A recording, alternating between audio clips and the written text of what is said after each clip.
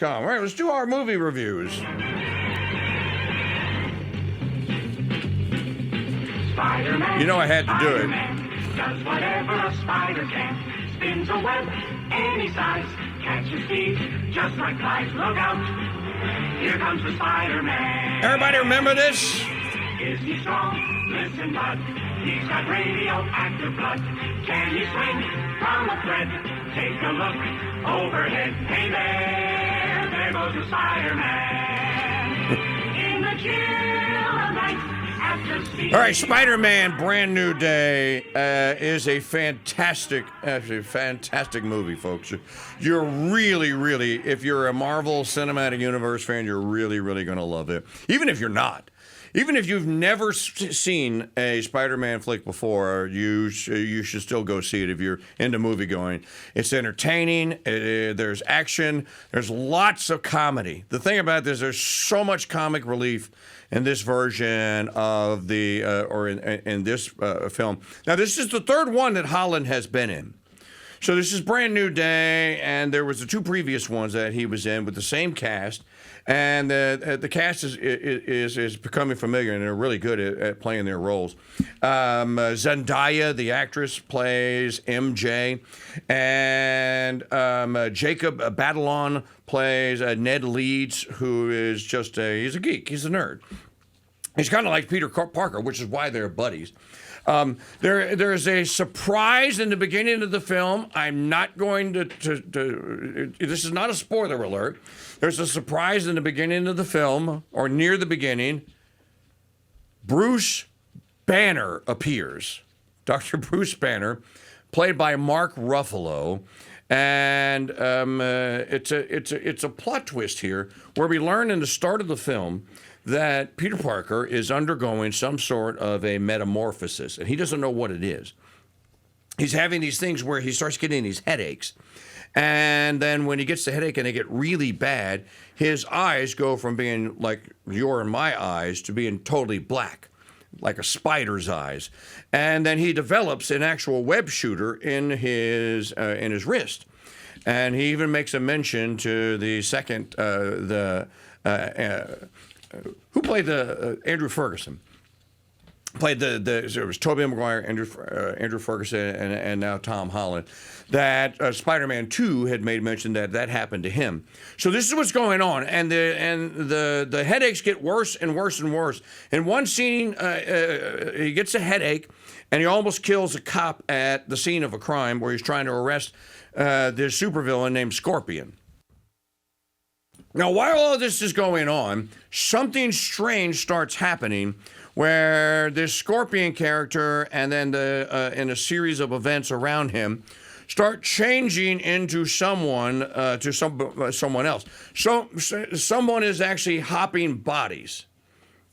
They're like moving into somebody's body and then talking through them, but kind of like taking over. And this happens in a scene, and Spider-Man goes after this person, and ultimately gets the spider fit, and in a fit of rage, because he thinks that the bad guy, that the person doing it is the Scorpion. He almost kills the Scorpion in the process of doing so. He almost kills the cop. So he's desperate now because he can't get the headaches to stop. So he goes to the university and seeking out Dr. Bruce Banner. And he finds out that Bruce Banner has had this device that he has invented, which keeps the Hulk at bay. It's an inhibitor. It's a gamma ray superhero or metamorphosis inhibitor. And he goes, no, 2 years, no mad green guy. And so when you see that, oh man, they're going to put the Hulk in the movie. So I'm only going to give you this spoiler. So here comes the spoiler alert. Okay. Yes, the Hulk makes an appearance. And it is a hell of an appearance. So he goes to Bruce Banner, and Bruce Banner says, and Peter Parker says, well, how did you do this? Can you give me an overview of the technology? And by the way, Bruce Banner does not know that he's speaking to Spider-Man because his all the memories have been wiped in Avengers Endgame when they all came back from the time warp their memories were gone. So nobody knows who he is. So, and Bruce Banner doesn't know that Peter Parker is the Amazing Spider-Man. And so he tells him, he goes, so this is how I built it. And then Peter Parker says, well, I wonder, would this work on another gamma ray or another mutation that's not caused by gamma rays? And Banner looks at him like, that's an interesting concept. I don't know, maybe. And so he sets to work on his own inhibitor because he thinks that stopping the super spider from coming out, when his eyes turn black, that he needs to do that. So while all this is going on, this character keeps appearing, and it appears in people that Peter Parker knows. This villain, you don't know who it is, and they don't give you any clue, other than the villain keeps jumping into bodies, and ultimately it jumps into MJ. Now remember, at the end of Spider-Man 2, the New Day one, or the next day, remember Peter Parker had Doctor Strange cook up a formula, or a spell, that erased the memories of Ned Leeds and MJ. So they know nothing in this film. They don't know who he is. He can go and visit both of them as Peter Parker. They don't know that he's Spider-Man. So you need to know this because this plays a key role throughout the whole entirety of the film. And so ultimately the villain character gets into MJ and pretends that it's MJ and that it is still in love with Peter Parker, and then they have a kiss, only to find out later that it was the villain. So while all this is going on, you're trying to figure out, and Peter Parker's trying to figure out who the villain is. About halfway through the movie, he finds out who it is, and so do you. And the first thing that I said, what? Milka, what? Can't be. I'm not going to tell you anymore because I don't want to spoil it for you, and it's a hell of a ride after that. So after you find out who the new villain is, then it's on like Donkey Kong. Then the film progresses from there. Now that he knows who it is, he seeks to go. He thinks that it is the villain, and that it has nefarious, evil, kill the world intentions, and that Spider-Man needs to stop it. And so he brings MJ to, and this is where John Bernthal comes in, the Punisher. He has a scene early in the movie as the Punisher, and then you find out that Spider-Man has saved the Punisher's life on Staten Island, which we don't have any knowledge of this. They just kind of say it. I'm thinking that this may be another film. And that, the cinematic universe may expand. There may be a Punisher film in the works, and I'm going to show you how Spider-Man saved the Punisher's life. In any event, he enlists Bernthal to keep MJ safe because the villain can hop into anyone's body, and he figures out that the villain can only hop 33 feet. So if you're 34 feet away, so he puts her way out of the way. So this is what leads to the final crux of the film.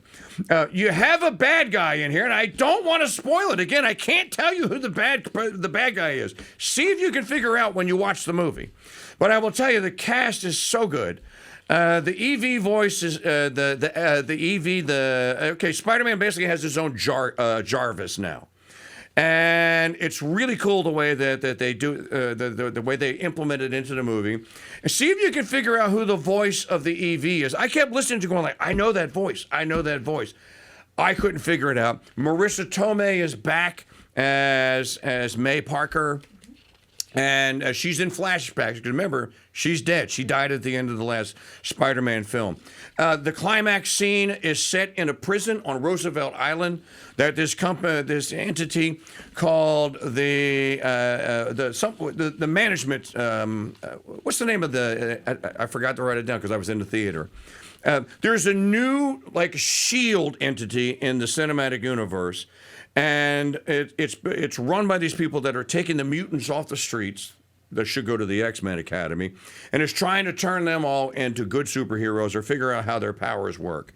And ultimately, you're going to find out that maybe that's not what they're up to. The climax scene happens in the prison. It's so well done. And, of course, in the end, Spider-Man, I'll just blow this one for you, does save the day. And he does rescue the villain and turns the villain good. And they set this up now. Now you have the Marvel Cinematic Universe. This is genius. It's going to expand by 2 people. I think they're going to put the Punisher in Avengers Doomsday and then this character. Department of Damage Control is what it's called. It's not controlling damage, though. It's harnessing the damage, and it's going to use it. So John Bernthal plays the Punisher. Introducing in this film, and she's been around you'll recognize her immediately, and that is the, how come it's not on IMDb? Oh, it is. Sadie Sink. Remember that, because she's going to be in Avengers Doomsday coming up. Avengers Doomsday. There are 3 instances of GD in a movie. There are 7 instances of the S word. So if that's going to blow it for you and you're a purist, then don't go, because you'll curse me. You didn't tell me. I'm telling you. Other than that, there is nothing objectionable. It is a 2.5-hour ride. It's so well written. Just so well acted and so well done. You're just great. If you're a Spider-Man fan, you're just going to love it like you hear me raving about it. I'm going to give it 6 Reagans. There are 2 great films have come out this year. Project Hail Mary and Spider-Man Brand New Day. Go see both of them. They're both 4 Reagan films. Can't say enough about it. Destin Daniel Cretton is the director. I've never heard of him before. And as I said, the cast is good. Spider-Man New Day, 4 Reagans, fantastic. It's so good, I would pay to go see it again. When it comes out, I'm just going to buy it.